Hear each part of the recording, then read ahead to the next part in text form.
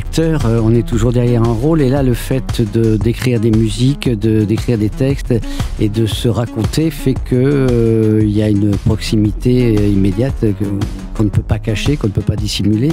On est obligé d'être sincère, on ne peut pas jouer. Et quand on écoute cet album, en fait, on a l'impression que que le titre Si vous m'aviez connu prend tout son sens, parce qu'en fait, on réalise qu'on ne vous connaissait pas. Non, mais comment dire, on ne me connaissait pas. Tant mieux, parce que j'ai passé ma vie à jouer et à me dissimuler, à être derrière des personnages, et c'est ça, je veux dire que les gens pouvaient projeter sur mon visage ce qu'ils avaient envie de projeter. Je pense que l'avantage de ce qui permet de rester longtemps, c'est d'avoir quand même gardé une distance, quoi, avec ce qu'on est et les autres. Vous êtes un des rares acteurs français à avoir traversé les époques, et quelque chose d'assez dingue, c'est que vous êtes à la fois populaire, dans des films beaucoup plus pointus, beaucoup plus exigeants, et que moi je trouve qu'il y a une constante chez Daniel Auteuil, c'est que vous n'avez jamais cherché à être à la mode, mais vous avez toujours été là. Et on a l'impression que c'est pareil avec cet album, c'est que c'est du Daniel Auteuil, ça ne s'inscrit pas dans une tendance. Oui, mais je fais pas exprès, c'est parce que je sais pas ce que c'est être à la mode. Ce que je sais, c'est que il y a des périodes. Je me souviens après Jean de Florette, tout ça. Il y a des périodes où on sent qu'il y a une espèce de sollicitation de la part des autres, une curiosité, un désir, et qu'il y a un parcours à faire, et que ce parcours je l'ai fait en allant en fait sans calcul, en faisant les choses que j'avais envie de faire, et en fuyant malgré tout ce qui pouvait ressembler à des très trop gros succès que je souhaitais en même temps, parce qu'on peut pas faire ce métier sans souhaiter. Mais ça pouvait me faire peur. J'aimais bien l'idée d'être libre et de me camoufler. Oui.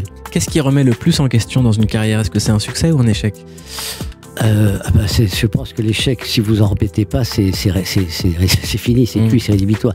Un succès, ça se gère. Ça peut être quand ça m'est arrivé, ce truc énorme de Jean de Florette, je suis allé au théâtre. J'étais sollicité par plein de metteurs en scène, mais je me suis dit retourne aux sources. Je suis allé au théâtre, et tous les soirs il fallait que je prouve que ce que les journaux disaient, que c'était si bien et tout, mais tous les soirs il fallait se remettre en question. Donc voilà, il faut réfléchir à comment on se protège, quoi. Vous avez aussi un rapport, quand on écoute cet album, assez fort avec le temps présent, avec le temps qui passe, et on a l'impression, quand on vous écoute, que c'est la chose la plus difficile pour vous à accepter, c'est le temps présent. Alors le temps présent, non, celui-là je l'aime bien. Le temps passé aussi, mais il m'importe peu parce qu'il est passé. Et ce qui m'importe beaucoup, c'est le temps qui reste, mais il n'y en a plus beaucoup. Donc si vous voulez, il y a une espèce d'urgence. Mais je me suis aperçu que toute ma vie, j'ai été dans l'urgence. Toute ma vie, j'ai eu le sentiment que j'avais pas le temps. Et je faisais plein de choses tout le temps. Et aujourd'hui... Aujourd'hui, je voudrais commencer à pouvoir m'ennuyer pour avoir plus de temps, quoi, mais je ne m'ennuie jamais. C'est quelque chose qui s'apprend de s'ennuyer dans la vie ? Ça prend. Non, je pense que c'est inhérent aussi à la personne. Je ne me suis jamais ennuyé, donc du coup, je pense que l'ennui, c'est à partir du moment où on s'ennuie qu'on commence à se reposer ou pour trouver le temps long. Non, je m'ennuie pas, jamais. Est-ce que des fois, ça vous a passé par la tête d'abandonner ? Ah non. Jamais ? Ah non. Non. Même le contraire de... Parce que l'ennui, ça peut être une forme d'abandon aussi. Oui, mais non. L'ennui, c'est peut-être se retrouver seul, effectivement, seul avec soi-même, mais ce travail, ce parcours-là, je l'ai fait... J'aime l'idée de pouvoir partager toujours. On a beaucoup parlé ces 2 dernières années du monde d'après. Ouais. Le monde d'après, quand il va arriver, ça va être incroyable. Vous allez voir le monde d'après. Beaucoup de gens ont profité de cette période pour se recentrer, justement, être seul avec eux-mêmes. Vous, qu'est-ce que vous en avez tiré, et il ressemble à quoi ce monde d'après pour vous ? On y est dedans, quoi. C'est-à-dire il va falloir le reconstruire. C'est-à-dire le monde d'après, c'est une espèce de champ de ruines. On a le sentiment qu'on a grignoté nos libertés plein de choses comme ça, que on est dans un monde de peur. Même les enfants, même les enfants, on a réussi à les traumatiser, quoi. Donc le monde d'après ressemblera pas forcément au monde qu'on a connu, et en même temps, pour avoir été de tous les présents, Johnny Hallyday chantait une chanson qui s'appelle Le bon temps, c'est maintenant, et laissez-nous twister. Voilà, je dirais, laissez-nous twister. Qu'est-ce qui vous donne envie de twister ces temps-ci? C'est la musique. Ouais. C'est la musique, c'est ce rapport que j'ai, ce rendez-vous avec les gens. Le fait d'avoir osé tout d'un coup me libérer, écrire ses musiques, écrire ses textes et changer. Alors j'ai dit comme une forme comme une plaisanterie que le succès du cinéma m'avait empêché de faire une carrière dans la musique. C'est bien sûr que non. Et heureusement que tout ce que j'ai vécu, je l'ai vécu comme ça. Mais simplement, puisque c'était une envie qui perdurait, cette histoire de musique, je suis content de l'avoir fait, je suis content de le faire et d'y prendre autant de plaisir. Et c'est fait partie de mon caractère, c'est-à-dire j'aurais pas pu passer à côté de ça. Et alors, il se trouve que ça plaît, sinon, si c'est que pour soi, mais ça plaît un peu, donc je suis content. Ça plaît beaucoup, c'est extrêmement bien produit. Gaëtan Roussel travaille avec vous et vous serez en tournée avec ce spectacle Déjeuner en l'air, 11 et 12 février au Trianon de Paris, 8 mars à Antibes, le 2 avril à Bordeaux. On vient d'écouter Rouge Indigo, c'est un titre qui parle des violences conjugales, écrit avec Gaëtan Roussel. Gaëtan écrit la musique de ce texte. Ouais. Oui. Quand on décide d'aborder ce thème, qui est un thème qui est malheureusement d'actualité et qui semble pas s'améliorer, et qu'on est dans la position d'un homme, d'un père de famille, quelles sont les directions qu'on doit prendre en fait? Qu'est-ce qu'on veut emprunter comme chemin?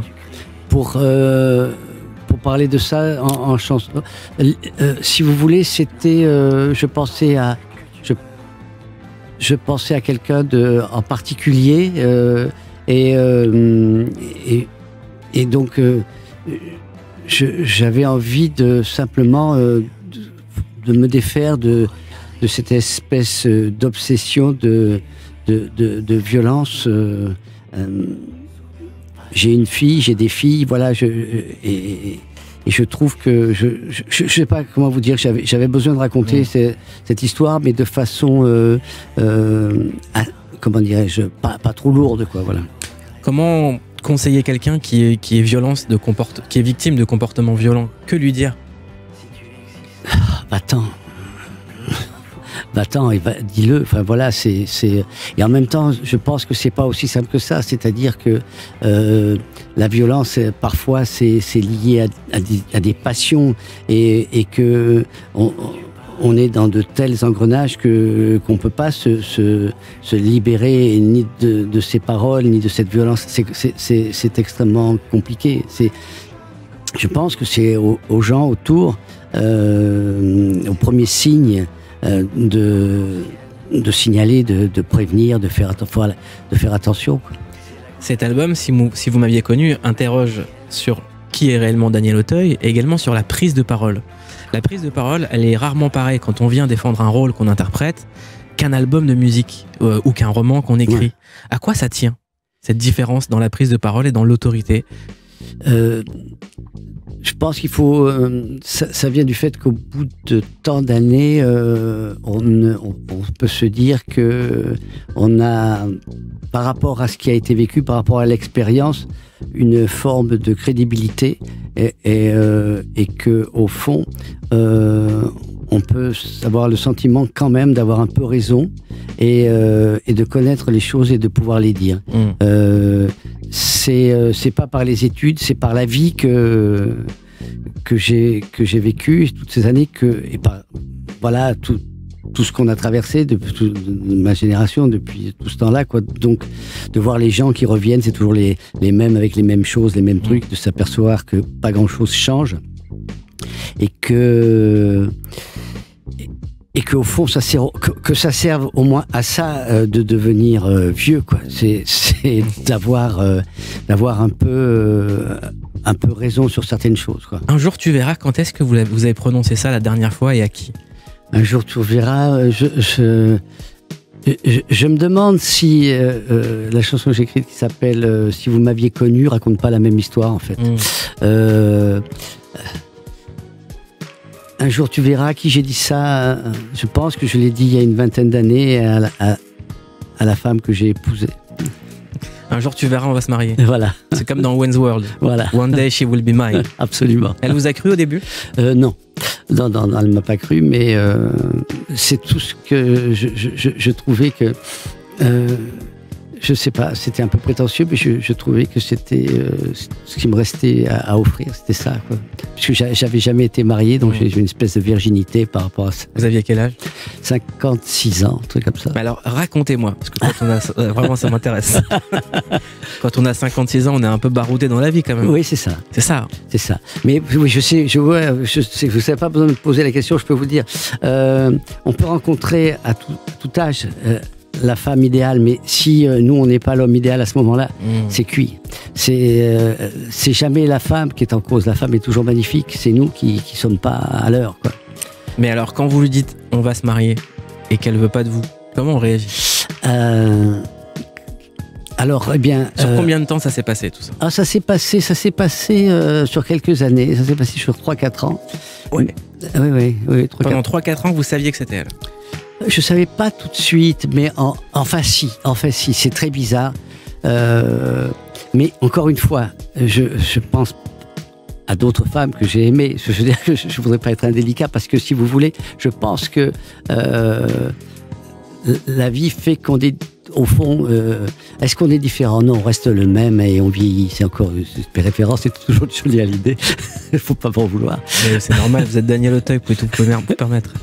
Et donc, non, je pense que c'est nous qui sommes pas au rendez-vous. On n'est pas à la hauteur. Voilà.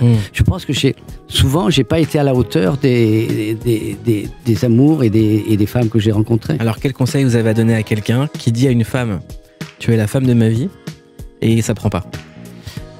Et qui est intimement persuadé de ça. Oui, eh bien, il faut continuer je pense qu'elle attend des preuves. C'est comme ça, elle attend des preuves. Donc, donner des preuves, mais avec légèreté. C'est-à-dire, ne vous découragez pas et de dire, ah bon, vas-y, c'est comme ça, je vais en épouser d'autres. Non, faut pas, non, il faut attendre, un jour tu verras. Un jour tu verras. Tu viendras parce que tu peux pas faire autrement, parce que c'est toi, parce que c'est moi.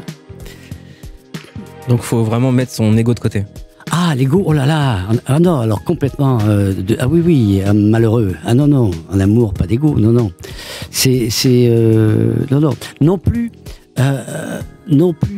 parce que ma génération aussi, on a été très influencé par la façon d'aimer de Jacques Brel, l'ombre de ton ombre, le chien, tout ça, non plus. On n'est pas des chiens non plus. Ça, on n'est pas des canards. Non, voilà, c'est ça. Non, il y a une forme quand même de truc. Non.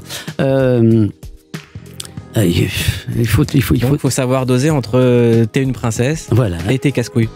Alors ça, il faut pas le dire. C'est ça, faut pas le dire. Non, ça, il faut pas le dire. Mais peut-être qu'elles le savent. Elles font exprès. Oui, elles font exprès. C'est des mises à l'épreuve. Ou des mises à l'amende. Ah ça dépend si vous n'êtes pas le comporté. Alors, si vous avez fait une bêtise avant, ça, attendez, peut-être. Ah, voilà, c'est ça. Il faut être irréprochable, mon ami, irréprochable. Ah, c'est à ce prix-là. Ah oui, il faut laver blanc, plus blanc que blanc. On écoutait un morceau de Mouloudji que vous avez choisi, Daniel Auteuil, et vous avez plusieurs points communs avec Mouloudji. Vous êtes nés tous les deux en Algérie. Vous êtes issus d'une famille de chanteurs. Ouais. Dans votre famille, tout le monde chantait. Vos parents, vos grands-parents. Quel a été vos premiers chocs musicaux familial? Familial. Chanson, un air qui vous revient tout le temps quand vous pensez à la famille. À la famille, il y en a plein, tellement, mais je dirais que quelque part, c'est un air d'opéra, c'est peut-être Madame Butterfly, quelque chose comme ça. Mais je suis pas sûr. Et le fait d'être dans une famille qui chante tout le temps? Alors, le fait, c'est ça, c'est une famille qui chante tout le temps, mes parents qui partent travailler, qui me laissent le soir, je suis petit, qui vont travailler, et ils me laissent à la maison, ils partent en rigolant. Et moi j'ai peur, j'attends, et quand ils reviennent, ils rient encore, et quand je leur dis plus tard que je vais faire le même métier qu'eux, ils veulent pas, parce qu'ils disent que non, c'est pas un métier sûr. Mais j'ai dit, mais vous riez tout le temps, vous êtes tout le temps heureux. Mes parents ont été très, très heureux de faire ce métier, plus mon père que ma mère.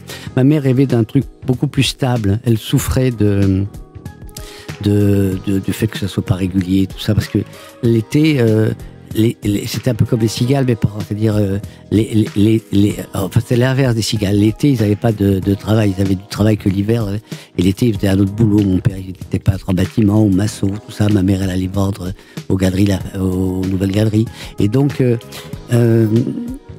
voilà, ma mère voulait pour moi quelque chose d'un métier qui durerait, qui serait le même toute la vie. Elle ignorait, la pauvre, que c'est quelque chose qui n'allait plus exister. Les gens font plus le même métier toute leur vie. Et mais ils ont été très heureux ils m'ont suivi tout le temps, et ils étaient très heureux de ma réussite. Et vous, comment vous expliquez votre métier à vos enfants? Alors, ils sont grands maintenant, mais en tout cas, ce que je leur ai expliqué quand je partais, c'est que j'étais très heureux de partir tourner ou de partir jouer, et que c'était ce métier, c'était avec eux ce que j'avais de plus joyeux au monde, quoi. Et ça ils l'ont assez assimilé. Hein. Vous avez choisi un morceau dans votre playlist qui est sublime, qui s'appelle Nantes de Barbara. C'est une chanson de 63 qu'elle a mis 4 ans à écrire. C'est une chanson d'adieu à son père qui a quitté le foyer familial quand elle avait 19 ans. Pourquoi vous avez choisi ce morceau? Parce que c'est une chanson que j'aurais aimé écrire, par exemple. Et que il y a des moments où on a envie aussi, quand on chante et qu'on écrit, d'être Barbara. Et puis aussi, surtout, c'est la force narrative émotive de cette chanson, du texte, de la musique et de son interprétation. Serge Gainsbourg disait que lui, quand il écrivait de la musique, en fait, il voyait des images, il avait l'impression de toujours vivre un film en permanence. Est-ce que ce morceau, Nantes de Barbara, Daniel Auteuil, c'est un film, oui. C'est un morceau dans lequel vous auriez aimé jouer? Ah oui, j'aurais pas le père, hein, mais non, oui, j'aurais. C'est presque un one-woman show, c'est-à-dire que c'est un film où elle est toute seule, et quand elle arrive, il n'y a que 2 types qui attendent, et quand elle ouvre la porte, et le père est déjà plus là. Si vous voulez, moi, c'est bizarrement, je suis passé à la musique par l'émotion provoquée par les mots. C'est qu'après, c'est que quelques temps après, quand je commençais à être plus à l'aise avec tout ça, que j'ai commencé à faire de la musique et mettre des mots après. C'est très fort, la musique. Quelle chance j'ai de pouvoir aujourd'hui avoir à ma disposition ce truc en plus, quoi, qui est de faire de la musique. On vient de se faire un grand kiff avec Daniel Auteuil en écoutant Barbara qui interprète Nantes, et vous me disiez que c'était Brel. Oui, Brel qui au début, parce qu'ils chantaient tous les deux au début dans un cabaret, je sais plus lequel, et elle chantait des chansons des autres, et Brel lui a dit, mais écris tes chansons, et il a eu bien fait, il a bien conseillé. Daniel Auteuil, qu'est-ce qui vous a retenu toutes ces années avant de sortir un album et de faire de la musique? Parce qu'on sent que c'est quelque chose qui est en vous. En vérité, il y a eu un déclic. Je peux vous raconter l'histoire, elle est toute simple. Il y a quelques années, je vais être positif, c'est pas ce qui m'a déclenché. C'est qu'il y a quelques années, j'ai plein d'amis chanteurs et qui ont des guitares partout, et leurs fils, naturellement, ou leurs filles se mettent à la guitare, et j'ai eu envie que mon fils se mette à la musique. Alors il est gaucher comme moi, et je lui ai acheté une petite guitare, et j'ai pris un prof, et pour lui montrer que c'était bien, je me suis aussi acheté une guitare, et j'ai pris des cours avec lui et avec le prof. Et pour le moment, je dis au prof, mais vous pouvez pas m'apprendre là des arpèges, tout ça. Il me dit, écoutez, à votre âge, ça servira à rien. Amusez-vous à composer. Je dis, qu'est-ce qu'il me dit? Amusez-vous à composer, il me prend pour qui? Et donc, mon fils continue la guitare. Et un jour, un an après, effectivement, je suis parti, je me suis mis à écrire. Qu'est-ce qui m'a empêché? Qu'est-ce qui m'a empêché? Une forme de crédibilité que je pensais. En fait, j'étais bloqué, j'étais empêché de fait par le talent des copains, par le fait que mes parents étaient chanteurs, musiciens, et qu'en France c'est très compliqué enfin oui, ça l'était ou pas, on s'en fout, mais je me souviens parce que je suis sensible des moqueries qu'on peut avoir. Il chante, il chante encore, un acteur qui chante et tout ça. C'est cette espèce de truc un peu de mépris dont on ne devrait pas faire attention. Mais surtout quand on a une carrière aussi longue que vous, Daniel Auteuil, est-ce qu'à un moment les moqueries on s'en affranchit pas? Si, ça y est, ouais. C'est fait. Oui, c'est pour ça que. Oui. Mais je parle d'avant, de ma quarantaine ou tout ça. Oui, mais vous n'avez pas fait un album de fête foraine, c'est un album sérieux. Là. Ah oui, bien sûr, oui. Mais donc, et puis je dois dire, c'est aussi cette rencontre avec Gaëtan, quoi, ou celle qui m'a encouragé beaucoup. Il n'y a pas eu de jugement? Non, il n'y a pas eu de jugement, donc pas de condamnation. Mais finalement, c'est pas ça la musique, c'est un artiste avec un autre, un humain avec un autre. C'est ça, mais je savais pas parce que c'est un métier que je connaissais pas, que voilà, j'étais habitué au plateau de cinéma,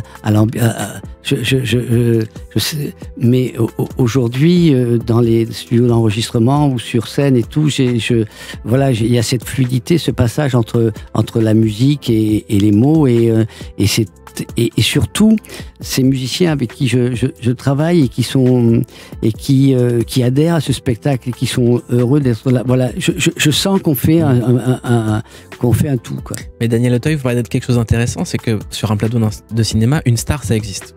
Ouais. Il y a votre nom sur une chaise, une loge à votre nom, les gens qui vous amènent une petite couverture si vous avez froid, tout. Il y a tout. Est-ce que ça existe dans la musique, ça? Alors, ça a un certain niveau sûrement, mais je sais que là, c'est moi qui me balade avec ma housse et mon costume. C'est moi qui le sors, qui le truc, je le rentre, je repars avec. Et en fait,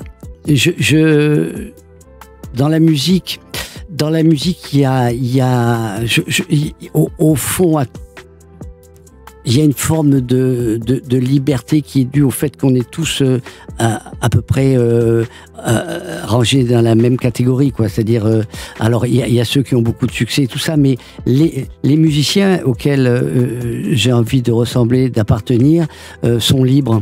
Et c'est cette liberté qui me plaît, cette façon de toute simple, et en même temps le soir avant le concert, le spectacle, on sent tout d'un coup il va se passer, c'est un moment important, et ça me plaît. Écoutez, Retiens la nuit, choisi par Daniel Auteuil, morceau sorti en 1961, écrit par Charles Aznavour et Georges Garavens. Garvarens ou Garavens? Garavens. Johnny, c'était qui pour vous? Johnny, c'est qui? C'est pour ma génération. Moi, j'écoute. On a les Compagnons de la chanson à la radio. On a d'autres types. Celui qui chante Dario Moreno, tout ça. Et tout d'un coup arrive un jeune homme beau, blond, qui se déhanche et qui exprime tout ce que notre génération a envie d'exprimer, mais qu'on peut pas parce que l'époque l'interdit. Et donc il représente la liberté, la jeunesse. Il nous représente. C'est voilà. Et c'est drôle parce que de dire il nous représente. Alors qu'il y en a 2 ans de différence ou 3 ans de différence. Mais c'est ce que disent aujourd'hui les jeunes fans de rap quand ils parlent des rappeurs qu'ils aiment. Ils disent il nous représente. Ouais, c'est ça. Il nous représentait. Et en revanche, je n'imaginais pas, parce que j'ai toujours eu une forme de lucidité comme ça, de projection, je me disais, mais qu'est-ce qu'il fera quand il sera vieux? J'y pensais, parce que ça n'existait pas pour moi. On n'avait pas d'image de vieux, puisque ça venait d'exister, ça arrivait. Elvis, on l'a pas vu vieux. Eh ben, ça marche aussi, quoi. Et c'est vrai que je regardais l'autre jour à la télévision un film, Bruce Springsteen a enregistré avec ses vieux musiciens. Je veux dire que il y a un truc qui doit me rassurer, je pense, sur la musique et sur la voix, c'est que le temps passe, mais la voix reste. Et la musique aussi, il y a ce truc-là éternel. Et quand c'est un peu comme l'amour en fait, c'est-à-dire que quand on est amoureux ou même quand on fait l'amour, voilà, il y a plus de temps. Quoi. Et au fond, je crois que la seule chose qui m'intéressait dans la vie, c'est ça, quoi. On a tous un souvenir marrant avec Johnny. Tous les gens qui ont eu la chance de le rencontrer. C'est quoi le premier truc qui vous vient à l'esprit? Je vois un petit œil qui frise. Oui. Daniel Auteuil. Oui. C'était en Corse et j'étais avec ma petite fille et puis Aude, qui est ma femme aujourd'hui, qui était là à côté de moi. On déjeunait, tout ça, et il demande à Aude, et toi, tu es qui? Et elle dit, par pudeur et tout, elle dit, je m'occupe de la petite fille de Daniel. Elle dit, oui, tu t'occupes de lui, oui. Voilà, voilà, c'est tout. Johnny extra lucide. Oui. Rossignol de Luis Mariano, choisi par Daniel Auteuil, chanson de 1951. Pourquoi ce morceau, Daniel Auteuil? Mais parce que figurez-vous que j'ai souvent vu cette opérette enfant. J'ai souvent vu Bourvil et Luis Mariano, Annie Cordy, et c'était des gens extrêmement populaires. Bourvil faisait du cinéma, c'était une grosse vedette de cinéma, mais sa culture originelle, c'était l'opérette. Il pouvait pas continuer à en faire. Et je me souviens, il avait dans une pièce qui s'appelait la Route fleurie, il avait un monologue comme ça, un monologue drôle qui se transformait en truc un peu triste, où il disait que la jeune fille qui l'attendait, finalement, elle viendrait pas, il se retrouvait seul, et Bourvil on sentait déjà qu'il avait envie de faire d'autres choses, et plus tard il a prouvé, quoi. Est-ce que ces musiques-là, ce goût-là, vous arrivez à le communiquer à vos enfants? Non. Non. Au grand, oui. Au grande, oui.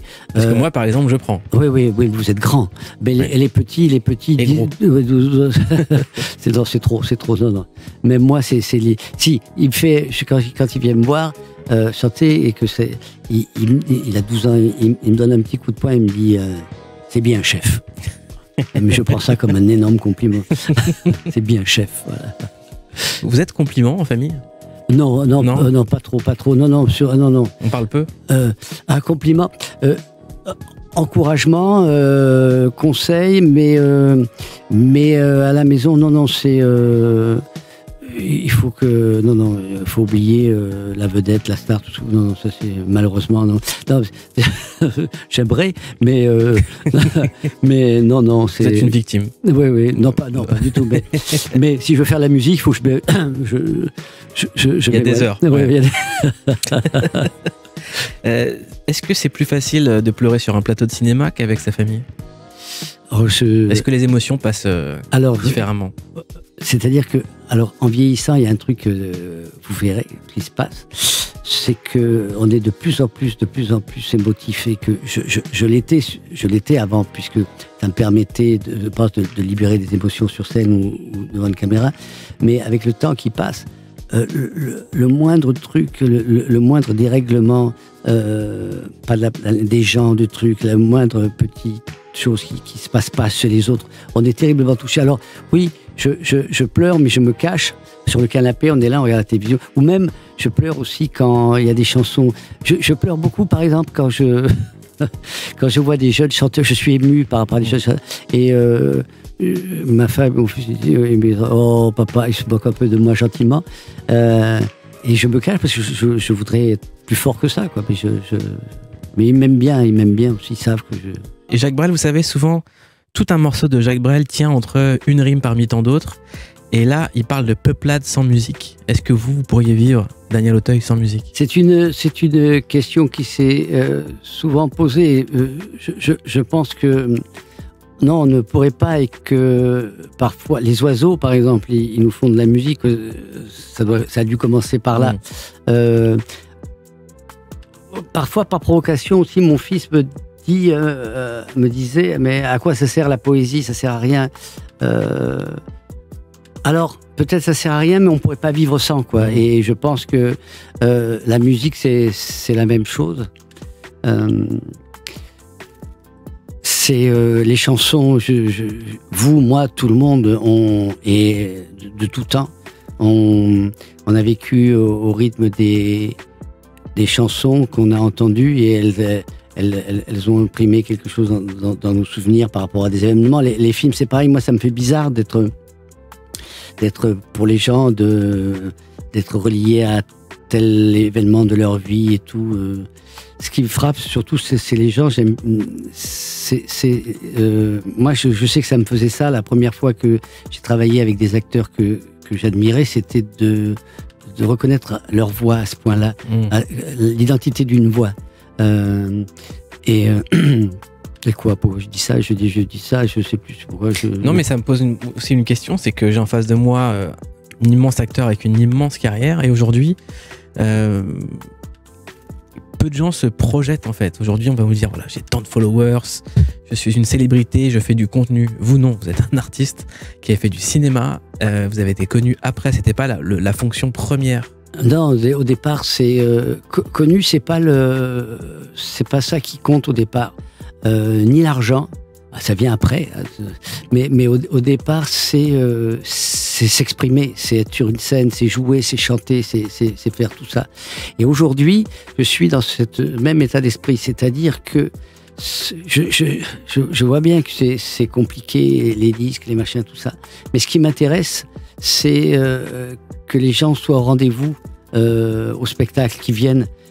Alors, je sais bien, dans le premier temps, ils savent pas ce qu'ils viennent voir, ils viennent me voir en vrai. Après, c'est à moi à pas les décevoir. Mais c'est ce rendez-vous-là que j'aime. Et effectivement, j'aurai 30 ans, je ferai pas mieux, quoi. Pour vous, c'est quoi une star aujourd'hui ? Il y en a plus beaucoup. Il y en a plus beaucoup. En tout cas, c'est pas une star, c'est quelqu'un qui me fait rêver. C'est par exemple le premier, c'est Meryl Streep, ou c'est Pacino ou De Niro, ou même plus près Brad Pitt. Enfin, il y a une génération d'acteurs américains qui sont plus jeunes en fait, qui ont une cinquantaine d'années, qui sont les derniers à l'ancienne. Et ceux-là me font encore rêver parce qu'ils font l'effort d'être beaux, élégants, je veux dire, en tout cas spectaculaires et reconnaissants vers le public, quoi. C'est-à-dire, ils ont envie d'élever tout ça, quoi. Moi, j'aimerais bien être ça, oui. Mais vous êtes ça, Daniel Auteuil ? Oui, bien sûr. Ça, vous le croyez pas ? Je serais immodeste de pas le croire, mais je veux dire que je peux pas qu'est-ce que je peux en faire ? Vous voyez ce que je veux dire ? Rien, mais ça me fait, voilà. Un album déjà ? Oui, si, ça me permet, ça me permet, si vous voulez, de venir là et parler d'un disque, alors que si j'étais pas connu, ça serait plus compliqué, quoi. Vous savez, quand on travaille avec Gaëtan Roussel, en général, on se loupe pas. Ah bon ? Donc ça va. Ah bon, ça va. Le mec, il est arrivé à solide et armé, quoi. Vous savez que la dernière fois, j'ai un souvenir avec vous, avant qu'on se quitte, c'est qu'on était tous les deux la tête dans le sable. On était au Grand Journal. Ouais. Vous étiez invité pour une émission. Il y avait aussi un autre acteur qui jouait dans Inglourious Bastard. Et tout d'un coup, il y a un taré qui tire un coup de feu. Ah oui. Et on est parti en courant. On est parti en courant et là, on se met tous la tête dans le sable. Et j'ai un souvenir, la tête dans le sable et je me réveille, je fais, il y a Daniel Auteuil en face de moi.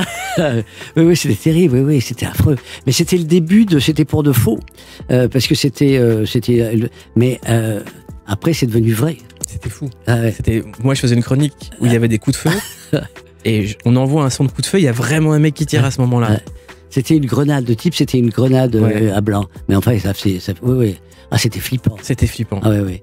Puis moi, j'avais... Oui, c'était horrible. On a vu qui est parti en premier, hein, qui a couru en premier. Oui. On dira pas qui c'est. On dira pas qui c'est. On t'embrasse, Michel. C'était un bonheur, Daniel Auteuil, de vous recevoir. Eh ben, moi aussi, j'étais heureux d'être là. Puis vous m'avez dit plein de jolies choses. Alors, je suis content. Je vais partir léger. Vous allez revenir ? Ah bah oui. Après la tournée. Après la tournée, hein, oui, très bien. Je viendrai pour vous parler d'autres choses. 11-12 février au Trianon de Paris, 8 mars à Antibes. Daniel Auteuil, l'album s'appelle Si vous m'aviez connu.